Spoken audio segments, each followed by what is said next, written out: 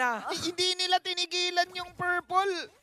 Akala natin tapos na. Akala ng mga audience tapos na. Hindi pa pala. Hindi pa pala, kailangan laging may nangyayari. The happening is on AP Bren's side. At nakita naman natin, beautiful anticipation nung implosion na binitawan dito ni Ogwen para mag-group up at ma-force yung Netherrealm dito nitong si Ra. And that gave them an advantage kasi walang ultimate resource ang isa sa mga members ng CU Soon that enabled AP Bren to go inside the purple buff na posibleng makuha nila, and they were successful in taking that. Hindi man yun napunta in jungle or hindi man napunta yun kay Kyle TC, ayos lang din. Okay, nagpagabi na. Yun yung Deadly Poison Stinger coming in plus the crossbow. Mugmumula kay Kosei, pero yun yung...